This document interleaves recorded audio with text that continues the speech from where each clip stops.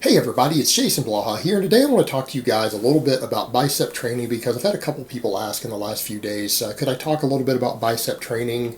What can they do to help with their lagging biceps? So let me put on my +5 hat of weaponsmithing, work on skilling up my crafting a little bit, and let's talk about this. You know, and it's kind of funny that people obsess over the biceps so much, and it's understandable why. There's actually a reason. But in reality, biceps are really not that important of a muscle. They're a reasonably important muscle for athleticism, but they're pretty far down the list. Yet we culturally have this obsession with biceps. And you know what I think that is? I think what it comes down to is the action movies we all grew up with. Because we all identified with the action heroes and people that Sylvester Stallone and Arnold Schwarzenegger played in movies for years. And they had good biceps. I mean, actually, Sylvester Stallone actually had pretty good biceps, and Arnold Schwarzenegger was known for having probably just about the greatest biceps of his era. So it's understandable that this has been ingrained in our subconscious, that we, you know, as men really focus on that because of cultural icons that have given us this idea. Because traditionally, wide shoulders were considered the important aspect of being a man. Like, and that was traditional going back thousands of years, but it's kind of changed more towards biceps, even though wide shoulders are still considered important to looking like a man, to looking manly. Biceps have kind of dominated, I think, specifically in Western culture in the last 2 generations because of our action movies. And it makes perfect sense as that's ingrained in our psyche. The reality is, though, so many people focus on the biceps so much that they get this obsession with it that they actually get desperate and they start doing stupid stuff training their biceps that actually makes it more difficult. And we see a lot of examples of really bad bicep training in the gym. A lot of examples of it. We see it every day in any gym. And case in point, look how many guys you see who, when they curl, because they're so obsessed with getting big biceps, they curl like this. Now, some of you are laughing because you know exactly what I'm talking about. We see it every single day, and it's not even always just gym noobs. It's not always gym noobs. You see guys getting so desperate to get big biceps, and they're like, well, if I can just get more weight on the bar, do something, anything, I can bring up my crappy biceps. And they do stuff like this. And it doesn't really help. It doesn't help at all. The reality is, you know what? There's nothing magical about the biceps as far as training. They're like any other muscle in the body. They really are. It's not like biceps are special and they require some special magical thing to make them grow. Now, we could argue some muscles like calves seem to be a little bit different. Biceps are just a normal muscle. They've got similar muscle fiber distribution to your pecs, your lats, everything else. Do you know why a lot of people struggle with bicep development? Number one, because they don't have enough overall size. They don't have enough overall size, and so therefore their biceps don't necessarily have the need to grow because they're growing in proportion with a body that really isn't that big yet. And you know, they'll see someone who is well-rounded development in their upper body, and they'll see their biceps and go, wow, my biceps are a lot smaller than that guy. So I've got to bring my biceps up, and not realize that guy also probably has 5 pounds of muscle on his back that you don't have, probably 3 pounds of chest muscle that you don't have also. Overall development will help you there. That's one issue. The other issue is, of course, they just don't do enough actual real work for their biceps. What is it that stimulates muscle growth? Everyone knows this. Making a muscle do work. And it's not about making it do a ton more work. It's just about making that muscle do enough work to put it out of its comfort zone. It's just making it do just enough work that your body says, man, I'm starting to get some trauma in here. I better build this muscle before it gets torn or something. Stimulating just enough work to make it grow, and then increasing that over time. Progressive overload and doing enough workload is what makes any muscle grow. And then obviously giving it enough recovery time and food and everything.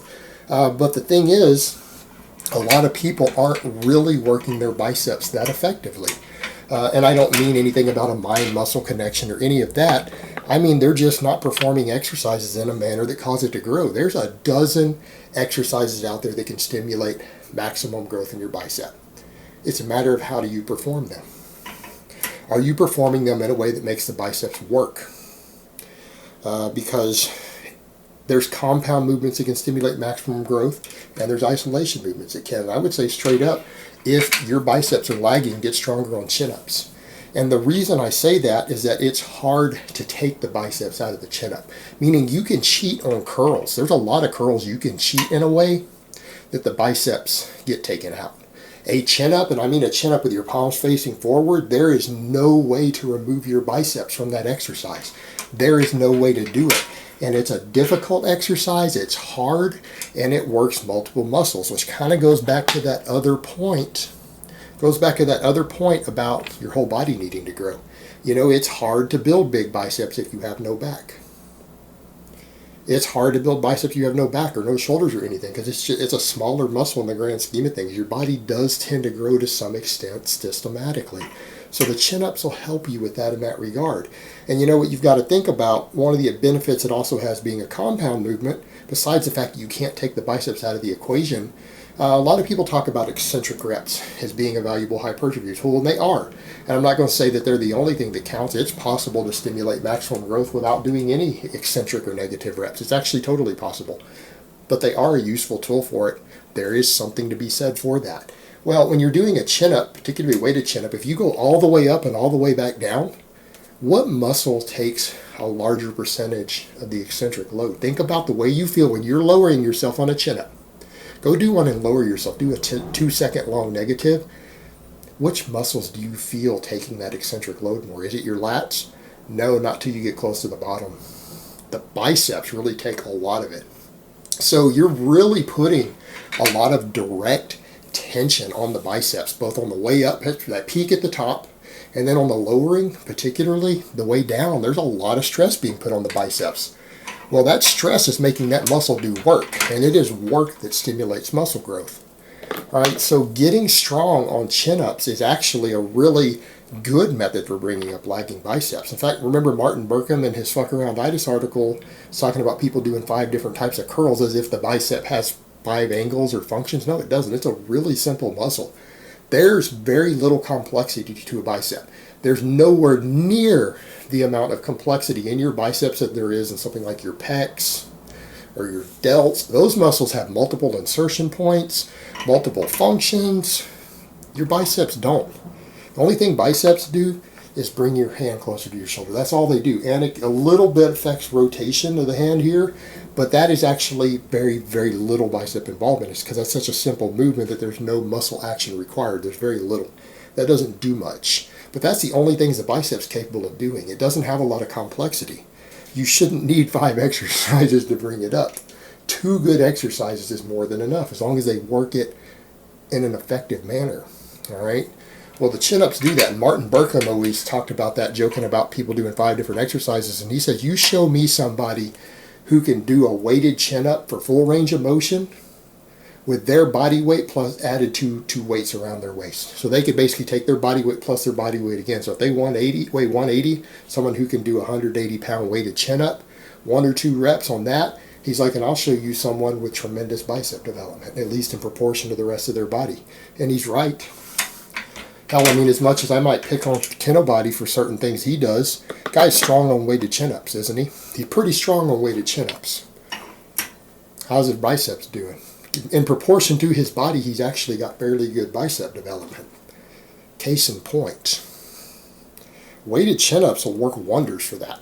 The other thing, when you're doing curls, make sure your biceps are actually working. And again, I'm not talking about mind-muscle connection. I'm not talking about anything esoteric. I'm talking about look at what the bicep does. This is what the bicep does. Does the bicep work as much if you come down to here? If you only take the muscle through half of the range of motion, are you really working it that effectively, particularly when the muscle gets worked harder with the same weight further down? This puts more stretch on the muscle than the top does. And people say, well, you can get peak contraction at the top, and that's true, but how many guys are starting at the bottom? They're not coming all the way down on these curls. They're coming up, but there's no peak contractions. They're curling up to here, and then they're doing this stuff. They're actually missing the entire bottom of the range of motion, which helps you get a stretch reflex. And if you guys have looked at the data on it, stretch reflexes cause a very large contraction. If you get a stretch reflex at the bottom of an exercise, it contracts harder at the top. contraction is work. That's muscle fibers being engaged. It's doing work because it ends up moving the weight faster. It recruits motor units quicker. It turns the upper threshold fibers on a little quicker. All right, that means you're going to do more work, working the muscle a little more. Well, and again, peak contraction is something to be said for having a weight at the top on an exercise like that too. Yeah, there's something to be said for that. It can engage a few extra muscle fibers. But all these guys are doing this. Now, if you're on a chin-up bar, sure, you're putting weight on it still up here. But if you're holding a bar against gravity, a dumbbell or a barbell, when you get to here, the bicep's no longer working. Right at this point, the bicep has stopped working. And then guys are going all the way up to here and then not coming down. And you see guys doing this silly stuff every day, and then they wonder why they're really struggling with bicep development. I know why I struggle with bicep development. I have terrible bicep genetics, and I've torn a bicep deadlifting. But these guys are struggling not necessarily because of genetics. They're struggling because they just don't know how to perform a basic curl, and they're not doing heavy back work. You've got to do one or the other. Like, you've either got to do proper curls that put tension on the bicep through at least most of the range of motion. It doesn't even have to be full range of motion. I'd recommend full range of motion.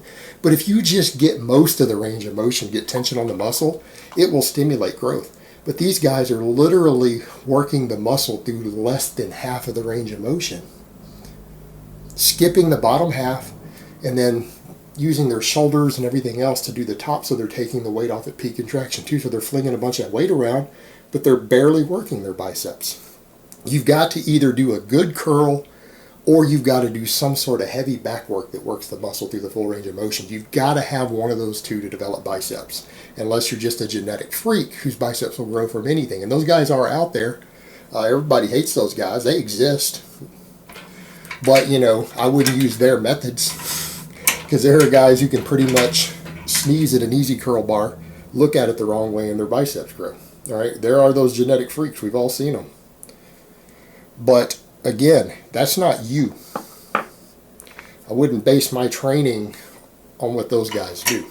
So you've got to do one or the other. And in an ideal world, if you really struggle with bicep development, doing like a full range of motion chin-up or pull-up, something that's going to work the bicep with the back, along with doing a proper curl of some type, you probably need to do both. And you need to gradually get stronger at both over time so that you're increasing your workload. And if you can do that consistently, you will eventually develop good bicep development, at least relative to your genetics and to your frame. All right, that really is a time-proven secret. It isn't that difficult. All right, guys, but that's really all I have to say on that today. I hope it's been informative, and I will talk to you guys next time.